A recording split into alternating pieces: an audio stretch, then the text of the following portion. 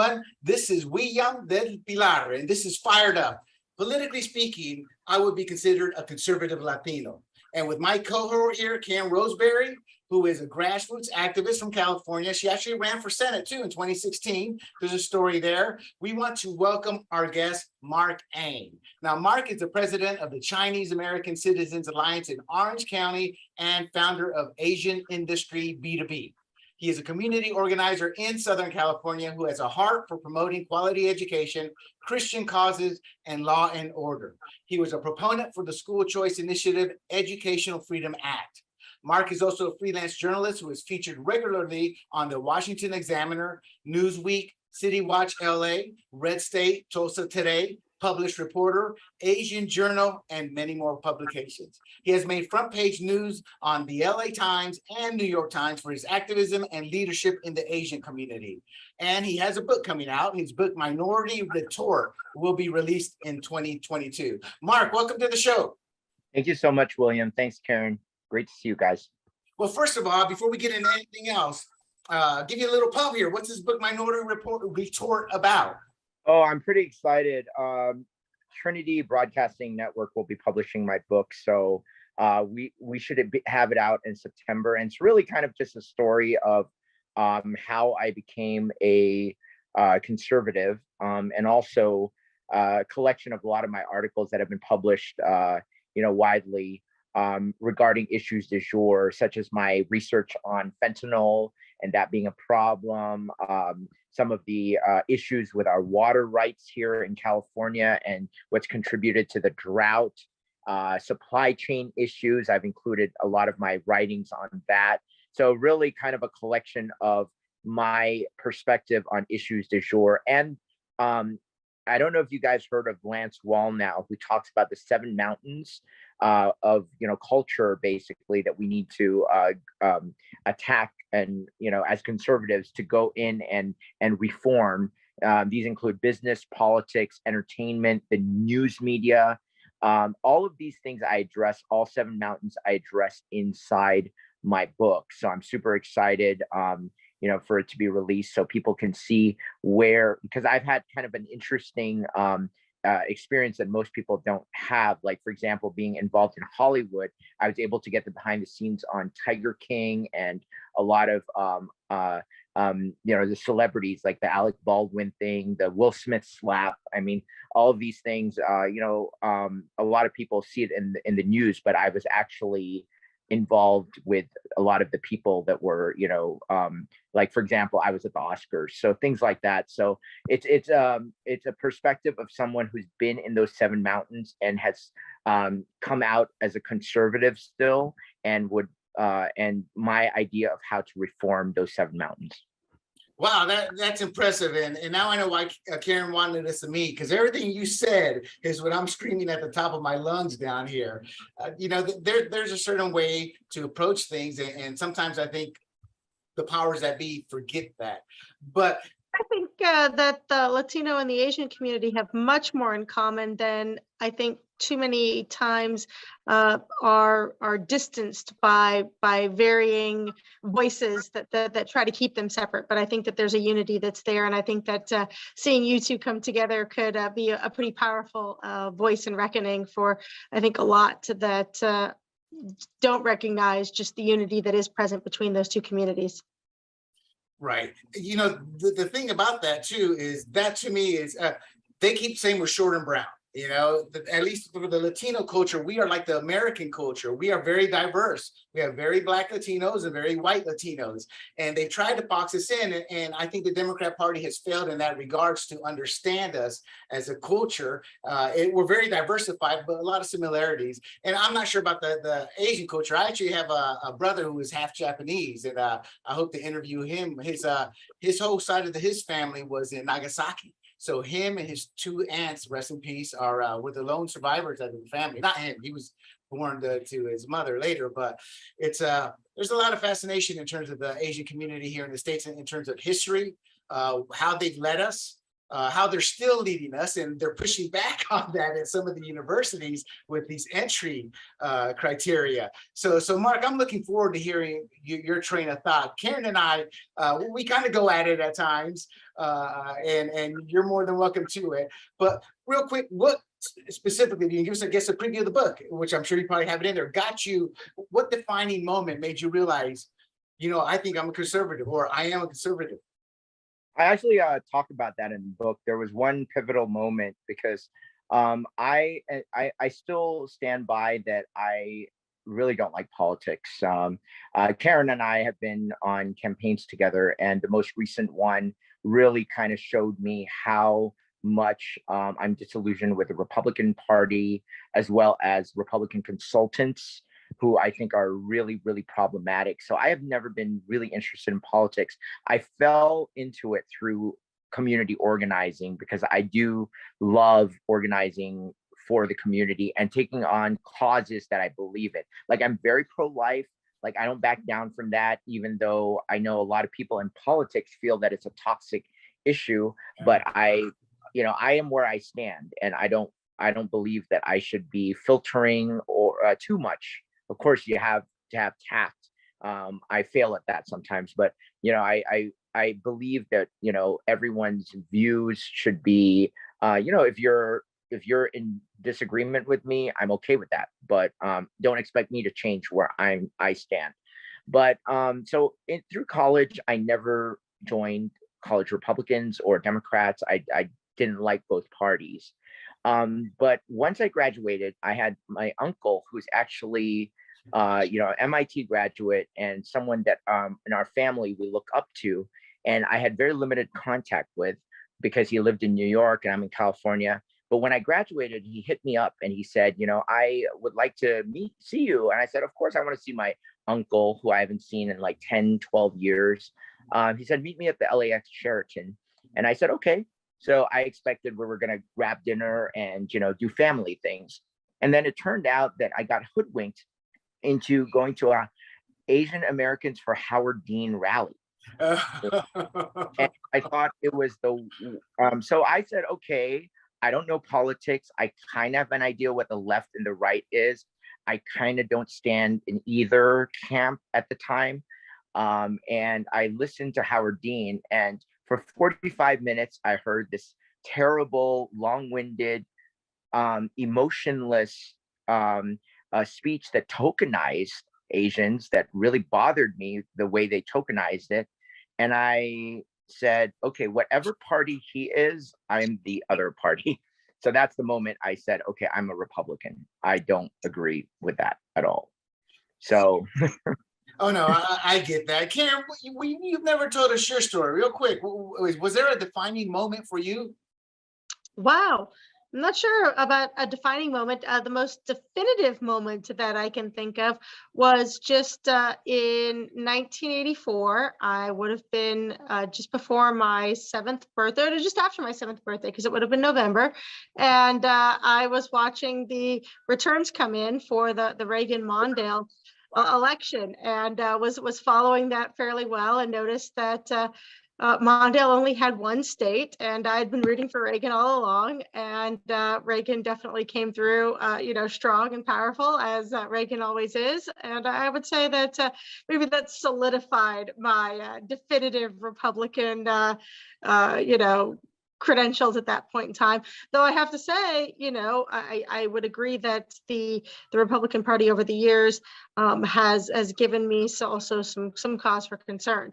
But the party of Reagan, the 1984 election, the individual that he was, who saw us through the Cold War, and just his leadership throughout all of my childhood, that's who I identify with when I consider what it is to be a Republican, what I consider it is to be conservative, and that voice and his wisdom and his legacy is what I hope to see restored at some point in time to our nation, because I think Reagan really did speak for the conservative voice, and did so in a way that we haven't had probably since him.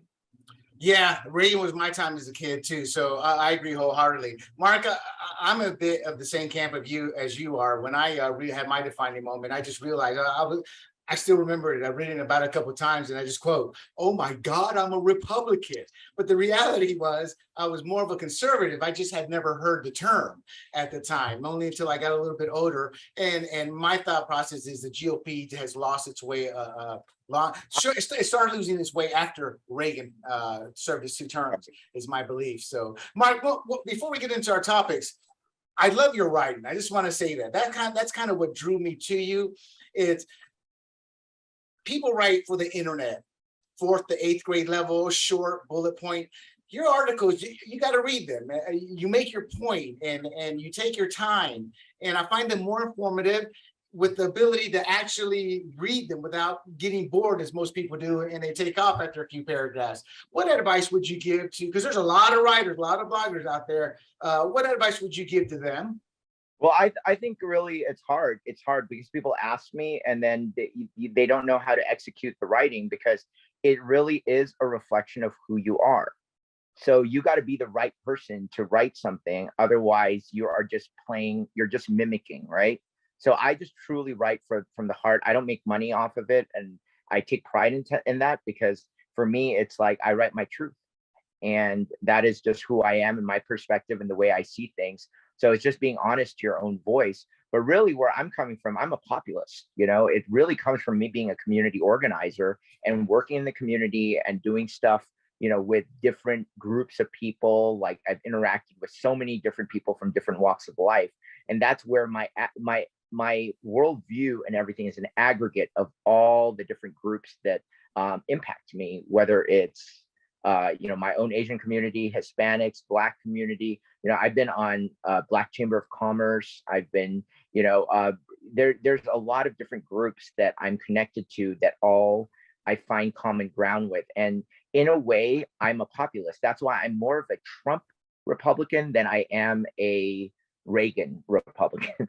And of course, I like Reagan, but there's a lot of things that I may be in the minority here, but I really believe that his term was one of the best that we've had. There's a few things I disagree with now on him, where I wouldn't support him probably for 2024. But as far as what's written in history, that was an important time. And I really connected to that energy that was coming out of 2016, 2015, when the end of the Obama administration. I felt like, there was really a change coming through, where people started seeing through the BS of the left. So I am really, at the end of the day, more anti-Democrat than I am of any party. I'm not crazy about the Republican Party, but I'm definitely anti-Democrat. Oh, I saw 2 dictators. So when Trump came along, what I try to tell people is, you don't understand. You may hammer him, but at the end of the day, you look at the economy, and then, like, my partner's a libertarian, and they love the philosophize. Is that how you say it? And at the end of the day, I'm like, look, I keep it simple. I'm pragmatic. The unemployment rate, the economy, everything in between was exacerbated because of the media. So, I mean, if they had actually uncovered Obama's shady past, not his personal past, right? I mean, like the dark donor money, things like that, so much would have come out, but that's not what they do. So I also tell people, at least for Latinos, but I assume it's every person. It's part of our human nature, part of our DNA. When we feel we are oppressed, when we feel impotent, for lack of a better word, and then you see that guy coming down, in this case, it was an elevator. Now, it took me a while to catch on to him. I held my nose and voted because I thought his Democrat side would come out. But by February of his term, I was like, that was the best vote I made. It was an anti-Hillary vote, but I don't care, because I became a pro-Trump supporter, because at the end of the day, he created results. And it drives my friends crazy, because they like to jump on just the media bandwagon. It's like everybody says the media is not fair, it's leftist and all that. Even my friends who are libertarian and Republicans, but But yet they accept the premises of the media, which I really cannot stand. Like, exactly. I'm sorry, like, even on the pro-life issue, which I know we're going to get to in a little bit, it just really bothers me how when these apologetic white guilt, or whatever you want to call it, Republicans start apologizing for what is the fundamental right of not only, when a baby is made, there's the baby's life, but there's also the man that made the baby in a lot of times. And people don't talk about the fact that women abort babies at will, and the dads father don't have rights. Exactly. Well, let's get into it. First of all, Karen, you want to fill us in on the Dobbs decision? We all know it as Roe versus Wade. Even now, they're saying the Roe versus, but what they mean is the Dobbs decision that has overturned that. Educate us on it, and then we can get into some dialogue about it, because Mark's already itching to go, I can tell. I can tell as well. That's great. So like I say, I see a lot of similarities between the two of you, and I'm looking forward to this conversation as it continues. So yes, the Dobbs decision did overturn Roe v. Wade. And that's why there's a lot of still talk of the Roe v. Wade decision, even though it was the Dobbs decision that did that. To be very clear, though, and this is crucially important, it did not ban abortion. That's a talking point of the left, and that's something that just gets espoused falsely for what it did. It returned the decision to the states. And that was the correct legal decision to make, because even if you look at the 14th Amendment actually is one of the clearest amendments that goes back to the rights of the Declaration of Independence, that individuals have a right to life, liberty, and the 14th Amendment will call it property, which goes back to actually Locke, even more so than Jefferson. But that's the idea of that pursuit of happiness. And so it deals with the fact that you had two conflicting issues of life and a completely artificially constructed right that the Roe decision created by judicial activism for privacy. It doesn't mean that there's not a right to privacy, but you won't find the words right to privacy anywhere in our Constitution or subsequent amendments. The 14th Amendment does guarantee a right to life, and it does protect that right to life. And so we saw the court come back and say, look, we're going to restore this ability to legislate on the right to life to the states. And that's really all that the Dobbs decision did. It said that no longer is there going to be a federal protection for abortion. The states can legislate matters of life issues independent of a court decision that artificially constructed a right that wasn't present within the Constitution. Exactly. In fact, some bigwig from the UCLA school system, when they asked the school for the comment, he's like, why? It's our state guarantees the right to an abortion. It doesn't affect us at all. And I thought that was the best political answer he could give. But that said, Mark, you proudly wear Christian in intro. You said you're a strong Christian. What went through your mind? Because most people did not see this coming. They're just, not that they were oblivious, they just did not see SCOTUS ever overturning this, at least in our lifetime. What went through your mind when you heard the decision? It was the happiest day of my life, almost. I mean, it's just, I have grown up, so I'm 40. I've had 4 decades of feeling like the world was just constantly going a direction that I instinctively did not appreciate, whether it was the socialistic tendencies of the Democratic Party, the crazy lifestyle of Hollywood, all of these things. I just said, or the shallowness, of and the lack of intellectual depth in our culture and society and I don't want to get into morals, because I feel like people have already accused me of being, what is it? I don't know, far right, whatever, religious freak and all of that, which I just laugh off because I'm really not. I'm a Christian, and I believe that it's important. I believe that context matters, right? Yes. And the context has been so messy, where so I like to talk about if we're going to talk about it from the social standpoint, okay, there was not one issue that really said I'm going to flip and become a Republican than it was the pro-life, pro-choice, whatever, pro-abortion issue. And I really started exploring that in depth, because it's one of those issues that everyone really has to grapple with. And that's what I like about issues like this. It's universal. Everyone is a child. A lot of people are parents. A lot of people are friends. And people around you are, they touch you in ways emotionally, and you have connections with people. One of my best friends really converted me on this issue, because when I was younger, I said, oh, I'm pro-choice. Duh, of course. I don't care what a woman does with her body. I'm not here to be like, oh, telling other people what to do. And he goes, well, I am a adopted child, and I wouldn't be here today if my mother had, aborted me. And I said, wow, that's pretty profound.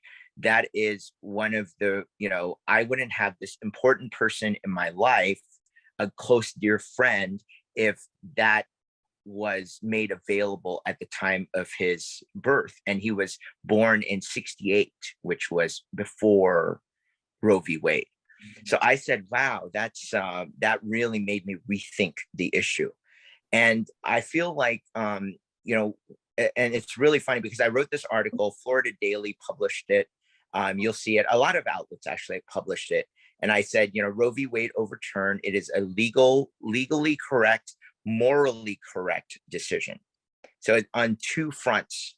And obviously, Karen had highlighted that. And congrats, by the way, Karen, on being the executive director of a great organization, CareNet, a pro-life organization. It's organizations like this that should be setting the narrative, not Planned Parenthood having a monopoly on it. But what we've seen for the last, I don't know, especially the last 2 decades, was Planned Parenthood having the monopoly on that conversation and shutting down anyone that disagreed with that, right, or even veered slightly off and questioned when to have an abortion. Maybe it's like later term, and they kept pushing the boundaries there. And we saw a society, and 10 years ago, I was in grad school, and I really got to see people, a lot of people in their 20s and 30s, which, was my peer group, that were on Tinder, nonstop hookup culture, and they were miserable. They were having abortions. And then people don't talk about this. Some of the friends I knew had complications after the abortion, lots of, physical health problems, physiological issues, which the movie Unplanned really hits home, because it approaches those things that are not usually talked about. But also, it's not just the physical issues, but the emotional issues. Yes. Because, these people, these women that have gone through the abortions, they're haunted by, it's a mistake. And right.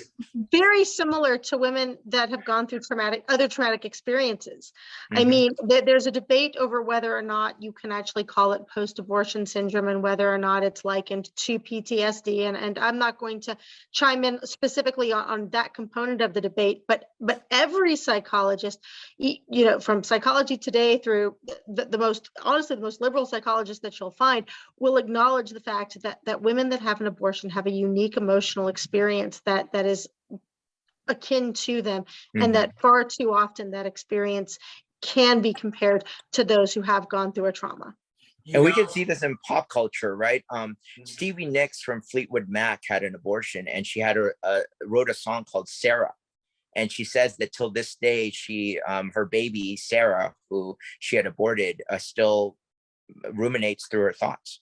Yep. Yeah, I used to be a big fan of Rush, and I mentioned this to Karen. What you said about the emotional component, and it hits in hearing the story. All I heard was pain. She was on Rush. They were talking about the abortion issue, and she had an abortion. She was an older woman now. She sounded like she was in her 60s. So this has been a few decades, or a couple of decades. And the pain you heard in her voice, and even though time had passed, people had forgiven her, she couldn't forgive herself. And that wasn't the first time. There were, like, over the time I heard Rush over the years, I heard 3 calls like that, and I heard 2 other people in person.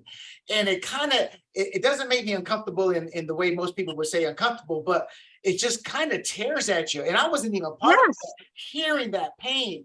And that's what irk is such a weak word here, but that's what angers me, because my belief is simple. Take the debate out of take the argument off center for a moment and just do what's morally right to the woman and make sure she knows every single option available to her, including the clinics like where Karen works at, the sonograms. You know, Planned Parenthood doesn't like to show sonograms, and they don't show sonograms. You know, and there's a reason for that. A specific, and as a sailor, I told this to Karen too. A sailor, they have the cigars once they find out they're pregnant. The moment they bring that sonogram to work, it's a different man. All of a sudden, the realities of life set in, because that sonogram signifies life in our minds. So that emotional component to me is so powerful. And I hate to play politics, but that emotional component is what the Republican Party needs to bring out. And they never do. They avoid the issue. You know, and I always tell people, you know, a politician has to represent the 48% that are pro-choice and the other half that's pro-life. But our side just ignores our pro-life side and just tries to completely avoid it. That's why Planned Parenthood's still being funded. That's why the state of California was able to try to attack you by or attack these family pregnancy centers by trying to force what they could put on their ads. You know, that's a very good point, Mark. And let me just say, the woman in the center of the Roe v. Wade decision back then has evolved into becoming pro-life. Right. So results do matter. And I grapple with this issue. It's so funny because the left cannot argue on the issue. So they'll resort to ad hominem attacks and try to make you out like some sort of monster. And even today on one of my threads, some Republicans were going after me and they're like, oh, we're going to lose the midterms. And then another one was like this college Republican, she's lesbian, and she's like really like going after me over why I she said my posts on pro-life were just awful, blah blah blah. And I said, I'm sorry, that speaks more about you, because I'm presenting my side on my Facebook page, not like I'm putting it, well, I am a published journalist, so yes, of course I'm going to write my opinion on it, but I'm not shoving it in people's faces. But I do know how to defend my point, and I think the left has gotten so good at silencing people before they can even make the point or bring up the arguments that we just brought up. The three of us collectively have brought up some very important points around why we're pro-life. We're not just like, oh, they try to make it a caricature, but in reality they're the caricature, because they're hateful and they want to they have no qualms about murder.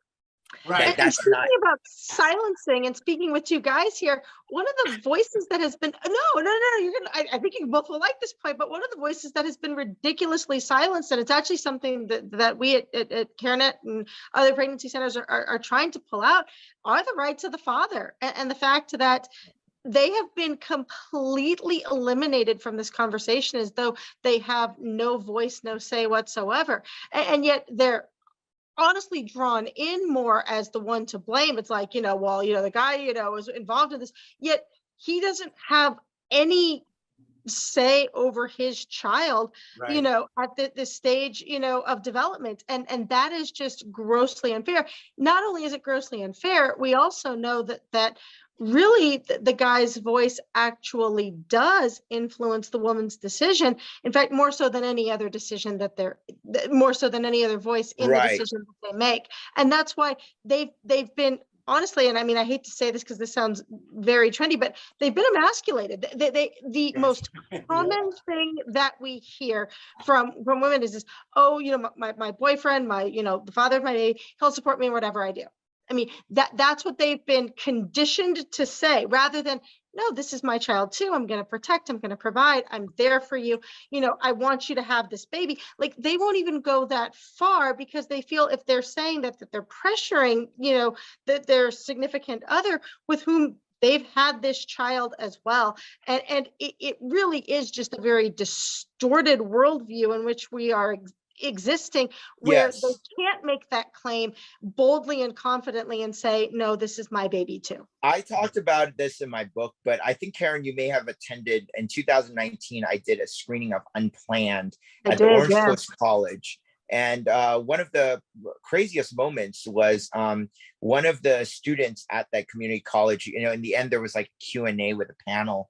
And one of the audience members came up and shared a story about, him and his girlfriend having a baby, but the girlfriend just assumed that he didn't want the baby and went and had an abortion. And he was just devastated by it because he wasn't even consulted on it. So these are the type of things that are, not talked about. Right. Part of the problem is it's not a condition. It's actually happened with action. So for example, in the military, sailors are not saints.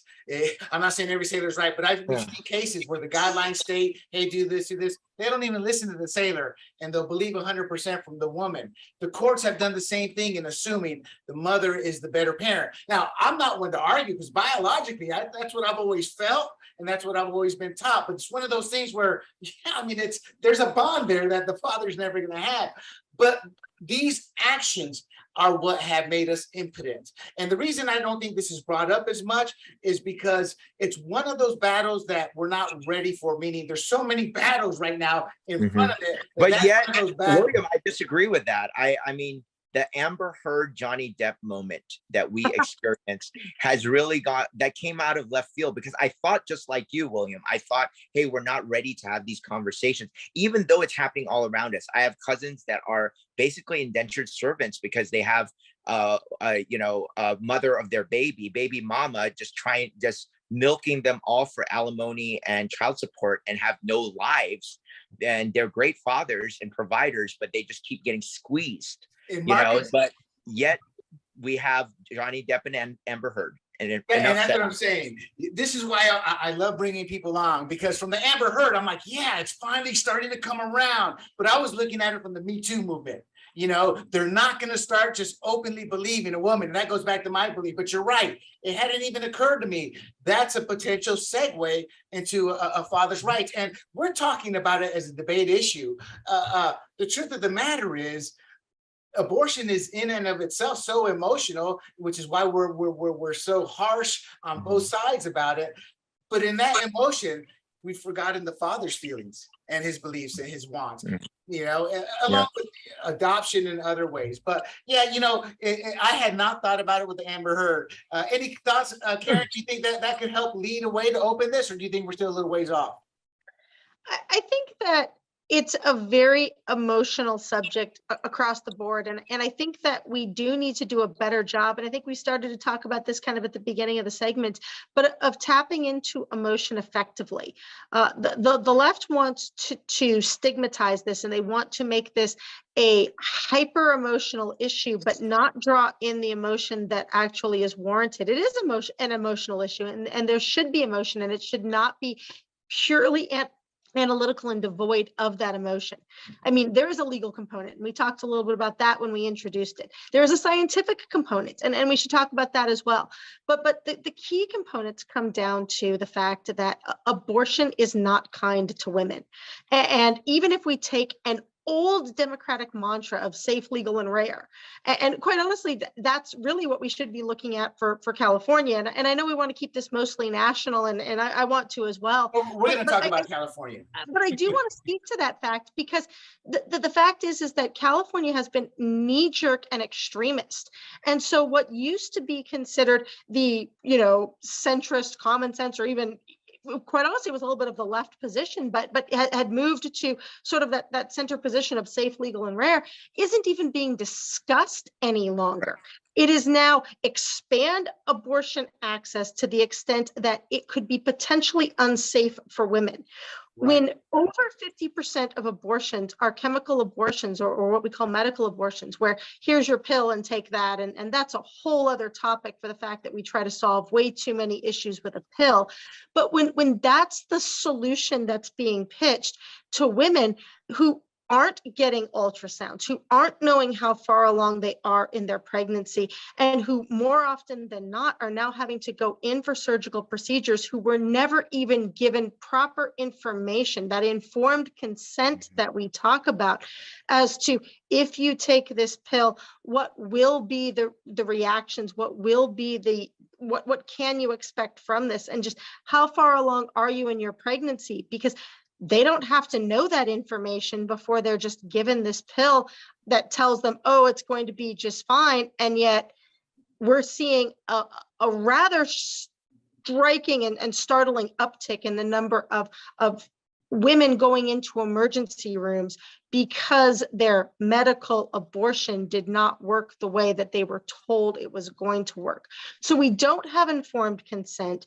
We don't have a ability to let women know that there could be consequences, there could be feelings and ramifications to this action. So it's not safe, both mentally and even potentially physically, at least to the way it's being presented right now. We're not trying to reduce the rarity of this. We have grossly moved away from what the mainstream position was for abortion. Yeah, the culture moved left. Yeah. Exactly. And the right never responded. So it just kept moving left to a point where we have men that can get pregnant now, apparently, according to the left. So that's how far, you know, and that's the consequences of silence, of not talking about these things. Yeah. Like we Marc, are right now. Going back to what you're saying, you're 40, and that's what you've seen, the denigration. You know, I'm a little bit older. I was there during Reagan's years. And like I said, after he came out of office, the Bush transition, but then the morality of the country, right or wrong, I'm a sailor. I'm not stupid to the realities of men and our stupidity. But what he did is not what I want to be seen from my president. And that to me began the more. That'd be Clinton that you're talking about, Yeah, more Bill so than Clinton, Bush. Right, yes. And Marc, there was pushback. The problem was Bob Livingston was doing the pushback, and Bob Livingston was having an affair that Hustler magazine exposed. So Yes. pushback. And then taking the abortion, you know, the abortion started going downhill. Again, part of this transition, we went from a rape, life-threatening to Governor Ralph Northam saying, hey, the woman will be fine in her room, be taken care of by the nurses, and then we'll go make a decision on the baby in the next room. You know, so that's how far we've fallen, and abortion has been part of that, but it's been a big moral degradation. Yeah, you bring up a great point, William, about the right ambassadors to speak about these issues. First of all, the everyday person should be talking about it, and that doesn't get heard enough. But you have these televangelists, and I'm sorry, the religious right put on and some of the worst ambassadors, total hypocrites, like you had just cited, but also people that don't know how to talk about the issue. Sorry, Todd Aiken, Richard Murdoch. Oh God, Todd Aiken, yeah. That could not articulate. Right. The pro-life position is actually a very well thought out one. But when you have idiots, you know, that can't defend that position, being the faces of this, that is what the left wants. They want to put up the inarticulate voices, the ones that cannot explain why we're pro-life. And you may not remember it, Marc, but the 80s, they should make a movie about this. It was the rise and the fall of the televangelists, the Tammy, the Bakers, you know, the Swaggers. Was Swagger or Swallow? I can't remember which one had a fair. But Jimmy, and horrible, Jimmy, yeah, we're talking about the mega churches. The people who had millions, and that was like into the 80s, late 80s. And again, it just was part of the culture. That was the end that the left had, and then the Republicans climbed up. I better not say something. They may go dig into my past, you know. And that's where the science came in. And you're right. And one thing I told Karen last time, it's look, I don't want to put a woman in any position, but if I'm a candidate, I have some of these individuals who are willing to talk about it openly at a Q&A, telling their stories, because that's what touches the heart, not an old man, you know, standing up. And you brought up some good points. I can remember his name again, from Missouri or somewhere, who was talking about. Yeah, and I was like, oh my, you know who I got mad at? The Republican Party, because as a former liberal and talking to Democrats, they actually train their candidates who are willing to give it. I mean, we offer a little training, but when the battlefields are drawn and they don't like the candidate who wins in the primary, they just kind of leave that person to fend for themselves. And when you're not polished and grassroots, that's what I'm not defending Aiken as much as, why aren't you training your people? CAGOP and GOP, and it's not happening. So real quick, we kind of digressed, but I kind of loved it there. Foreign policy wise, this should be very short here, because my answer is I don't give a bleed. Is European countries started commenting on the Dobbs decision. First, Karen, then we'll go to Mark. Quickly, what are your thoughts on that about foreign nations? It doesn't affect them. They don't even know how our state and federal government work here. And a lot of people in America don't even know. So you have these idiots from the loudest voices protesting this are from blue states, right? Where abortion remains legal. It's also grossly hypocritical on the part of the EU because almost all of those countries have stricter abortion limitations than what many of our states are actually trying to actually put into place. And so the fact that they're over here telling us that, you know, we have to defend abortion rights, even to an extent like what California is trying to do with Prop 1, goes far beyond what any of those nations actually hold to, because they'll at least support protection of viability of the child, you know, at least at the point where they could live outside of the womb. And that's being undermined here in California. And I'm sorry, but the EU is the last example of or last role model I want to look at. Their population has been declining because of, you know, just, it's ridiculous. Like the culture that has been created by, I'm sorry, white Europe. Yeah. You know, it's Latinos and Asians that are keeping the family unit, moving things forward and creating sustainability for future generations. White people, America, Europe, especially, just want to live in the moment, and they glorify the follies of youth instead of the wisdom of the elderly, and that's a major problem. Oh no, it's a massive problem. And in America, the Latino family units being broken up, Democrats have been successful in certain ways of breaking our unit up. But so they did it to the black. Oh yeah, see, that's what I try to tell my friends. Look, this is what they're trying to perfect with Black America, and they want to take this model to Latinos, to Hispanics, Chicanos, whatever they decide to call us today or tomorrow, you know. But so speaking of that, but David Valadao made an interesting statement in terms of kitchen politics and Roe versus Wade. Talk to us a little bit, Karen, to educate us on that and tie in the polling that kind of backs that up. And Mark, from you, I'd like to know your thoughts on candidates and what they should do with this type of, if Valadao is right or you see it differently. Go ahead, Ms. Karen. So Valadao actually pretty much steered into the skid, and I think it was very wise of him. He has a good record with the National Right to Life, and has certainly received support for his stance on being a pro-life congressman over the years that he's actually been in Congress. And so he's not going to apologize for that. He recognizes that about 70% of his district actually is Latino. And most importantly, what I think he's just completely accurate about is the fact that the people that are going to turn out to vote over the pro-life issue have already decided their stance. So they're not going to be swayed by what's happening, whether, you know, whether it's at the state level or even at the national level. You know, pro-life voters are going to vote for candidates who consistently remain pro-life, and pro-choice voters are going to be antagonistic to candidates and to elected officials that support life.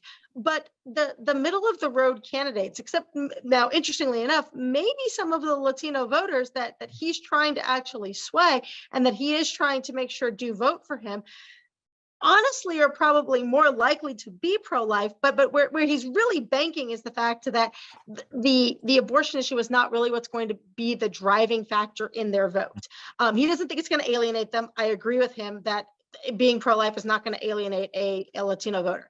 It may not be the reason why they turn out to vote, and that's basically what he's saying. He's saying, look, the Latino voters in my community are going to turn out to vote because our quality of life issues, our cost of living issues have been completely jacked, and they're not going to object to me being pro-life if I'm willing to offer them solutions that are going to make their cost of living issues and their quality of life issues better.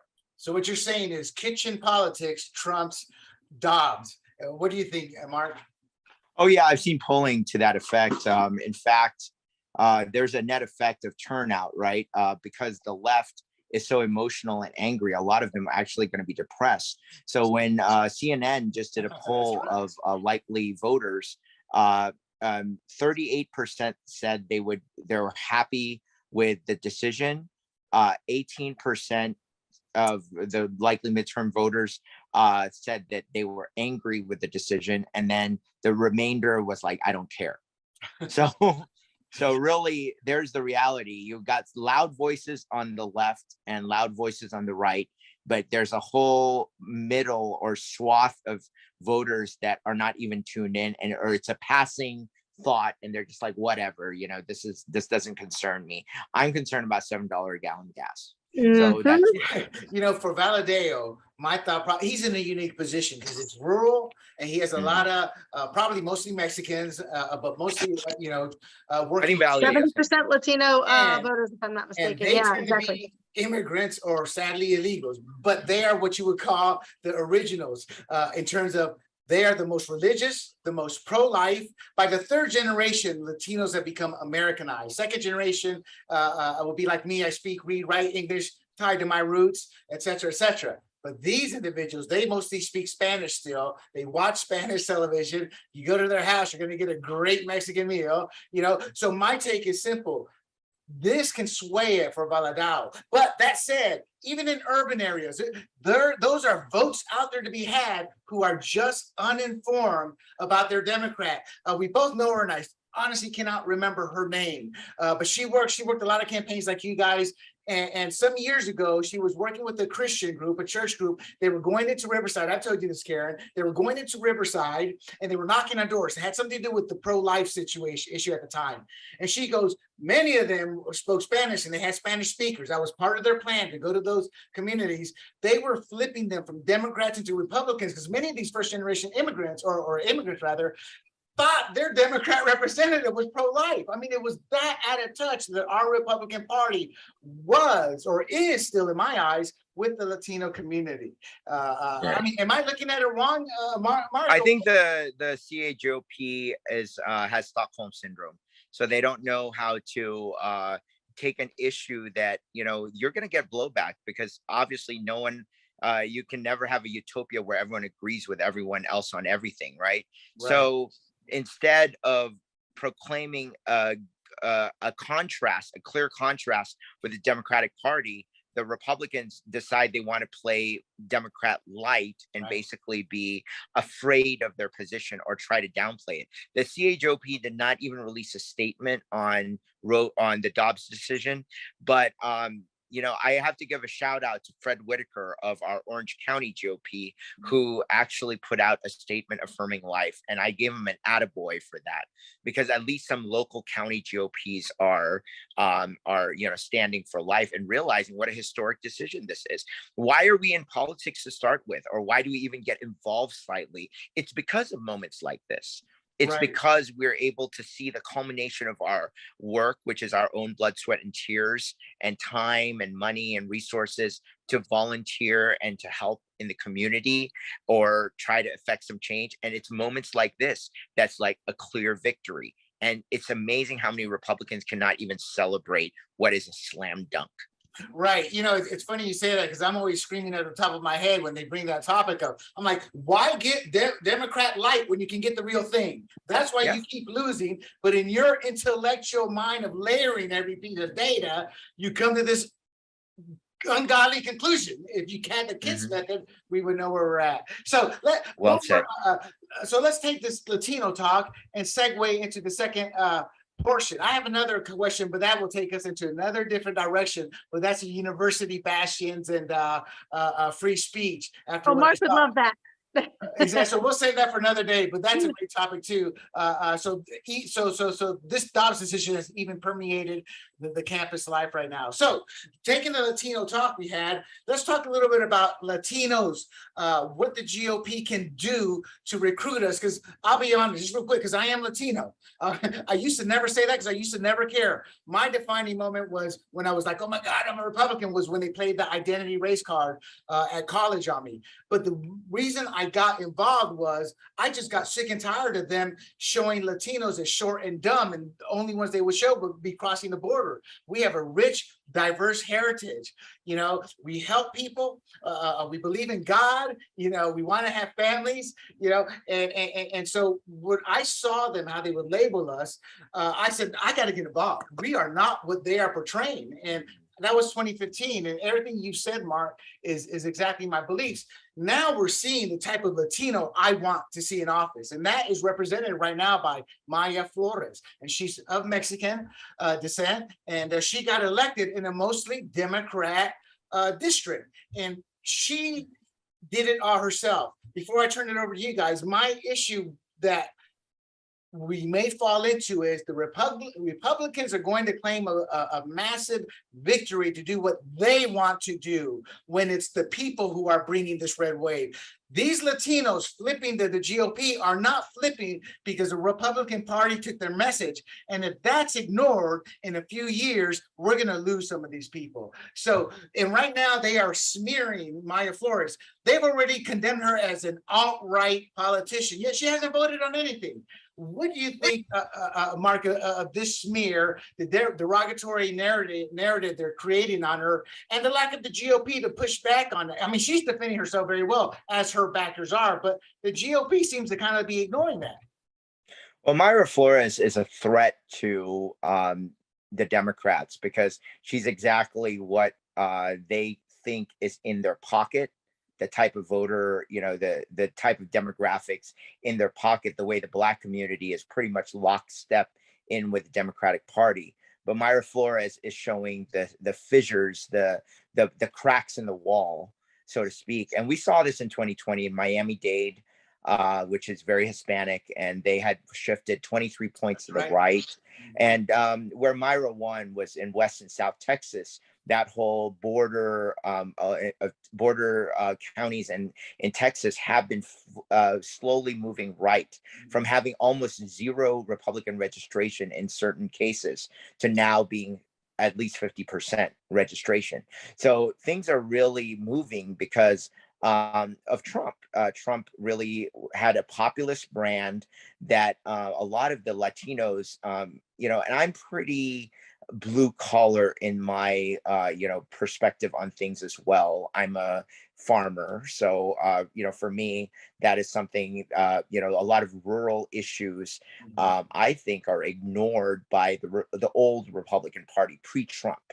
Trump had this outsized appeal in rural America because he actually spoke like one of us, spoke like people that, the regular everyday people. And that's very important.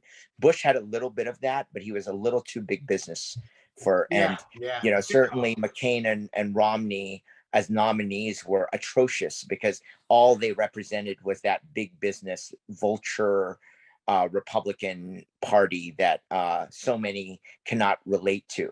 So it's all about relatability. And that's kind of where we're at now, is a lot of minorities who are, in blue collar in nature or in Miami-Dade have ties, close family ties to communist governments, were very, very disgusted with the Democrats in the last few years. So we can appeal to those people more by going where the brand is strong versus trying to flip suburban Latinos, for example. Right. And just piggybacking on that a little bit. Yeah, no. I was just going to agree that, and I think that with Mayra Flores, not only is she a threat to the Democrats, she's also a little bit of a threat to the Republican branding narrative, even to a degree of the Bushes, of the fact that she wants to draw in a little more of that nationalist tone that does appeal to many of the Latino voters, meaning that they are fine with a degree of patriotism that has been almost abandoned by Americans, left and right, far too often. And so, that whole narrative of being a flag waver, that's not a bad thing. Okay. At least it shouldn't be. And if you look at nations across the globe, most of them have a much more heightened sense of nationalism than we do in America. We have been almost told to be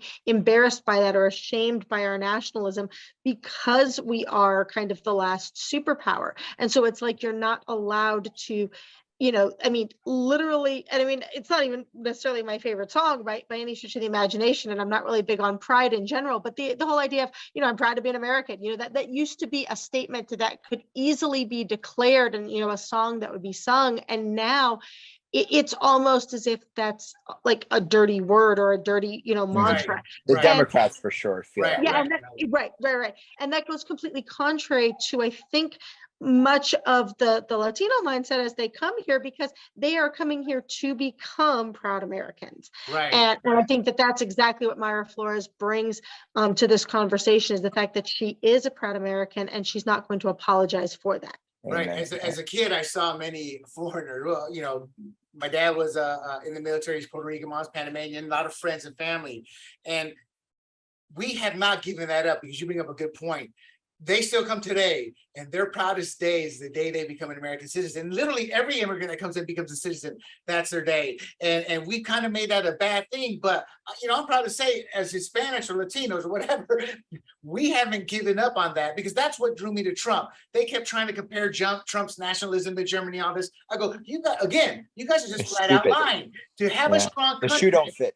exactly. To have a strong country, you must be patriotic. You must have unity. But we have unity for the values, and we expect our politicians to uphold the Constitution, because that is the American dream. We may not know the American dream is the Constitution and the Bill of Rights per se, but what America embodies are those things, and that's why we love it. I never stop telling America, only in America can a 5'7" Latino like me come in and help pioneer and commercialize a brand new multi-billion-dollar industry. I'm still waiting for my paycheck, but that's America.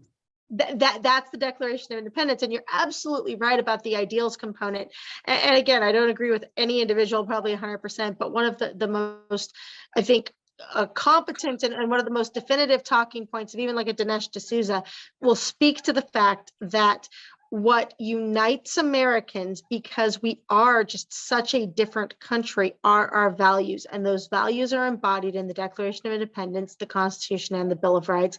And fundamental to that is life, liberty, and pursuit of happiness. And that's why the whole first segment that we were talking about the life issue, is so crucial, because without that protection of life, you don't have liberty. And without liberty, you can't pursue happiness.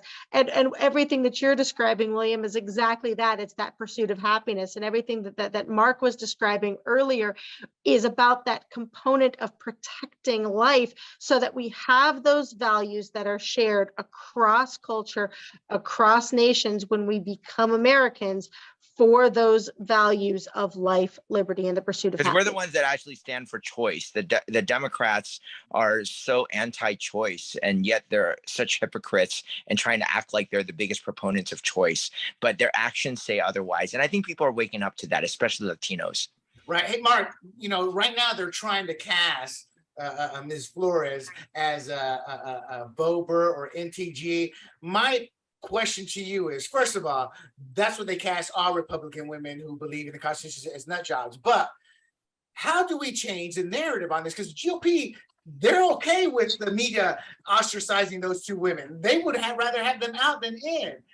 So I think avoid that. I think it's mythical to think that we have the ability to change things. Things have a natural flow, and sometimes it's just a moment, right? Like I had decided that Johnny Depp Amber Heard moment. Who saw that coming? So random, right? But that became such a part of our national conversation. We're gonna right now this is gonna become part of the national conversation. When I was in grad school in New York in about 2012 election, during the Romney election, people were very confused why I was Republican going to an Ivy League liberal school. And people just couldn't comprehend that I was a minority conservative. But yet now things are happening all around the country, and now there's interest in that. So you just got to wait. A lot of politics and a lot of cultural shifts is timing. And it also requires the left, which is very good at overreaching, to do what they're doing is best, is to overreach and alienate people. So let them do that. Let them tie their own rope and hang themselves. I think we're going to see a show. Oh, so I was just gonna, I think we're gonna see a showdown eventually between the Mayra Flores and the AOC. I think Mayra Flores has the potential of being a voice for the Republican Party, much in the same way. And I mean, admittedly, there are Democrats that don't like the fact that AOC is a voice for them, but she is, and they just have to accept or deal with that because, you know, she is even of the far left variety. I don't think that Mayra Flores is nearly as far or extreme as AOC is for the left as Mayra Flores is for the right. But I think that we could see that type of clash actually bring Mayra Flores even more to the forefront. And I think that that's actually what we want to see, so that there is a voice that contends with AOC on the national front. I mean, Ted Cruz kind of tries to do it, but Mayra Flores would just be such a better, foil and such a better counter to her as we see those two, Twitter spar in regards to how we reframe that narrative. What do you think, Mark? I'm really not into like putting my hopes on these personalities. Honestly, the voices will come up when they need to. And as a populist, I really want to see everyday Joes, average Joes, get their time in the sun. So there should be different people in the Latino community who will be part of the greater conversation. That's what it's going to be. Right. And I think that's where it's headed. I'll do a little pushback on it because AOC is a media created darling. When she speaks, 70-80% of what she says is ignorant and they just don't cover it, but they'll push her agenda, which is their agenda. They have made her, they have created her. They're not going to give Mayra Flores any time. The GOP is not going to back it up. Now, Mayra Flores will defend herself when asked, confronted, or whatever. She will not back down. So she will eventually become a leader because she just has that inner strength and she knows the battlefield. She must know, her advisors must be telling her, many of these Republicans in Congress aren't going to like you, and plus she represents her district. I think she goes in there, cleans up for her district, and all politics are local. I think for us to make any headway, it's more important to have Mayra Flores in that district, showing herself as a powerful Latina woman, because let's be honest, we are still a patriarchal society. So she has her own battles within our own culture. So to help bring more women into the party, because Lord help me, Marie Waldron in my district isn't doing it, to bring more women, to spread that conservative message. And I think if she does that, that's how you'll see the shift of power, but it takes time. And let's just hope the Republicans and the Democrats can stay off that. Hey guys, we're at about an hour mark. Mark, I'm hoping we can have you back on again, maybe in the next month or so, to keep talking about this. There's the university aspect, the California aspect of the Dobbs decision. There's the still a lot. Yeah, let's talk about that next time. I love that. Yeah. Right. So Mark, where can they go to visit you and see your work? Go to Marc Ang, MarCang.us. And that's my website. And then, I'll be posting updates regarding the book release and all of that. But, they can also follow me on social media, on Facebook, Twitter, Instagram. So, and I'm usually under the moniker Marquis Angus, Marquess, and then Angus like beef, which is just like a play on my name. So, I'm at that on Facebook and Twitter. So we'll have all that on the side panel there once we release this. But thank you for having us. You all have been listening to Fired Up. Miss Roseberry, as always, thank you. Mark, we look forward to your next visit. This was an exciting episode in terms of what was spoken. And everybody else, good night. Thank you, William. Good night. Thanks, William. Thanks, Mark. Bye-bye.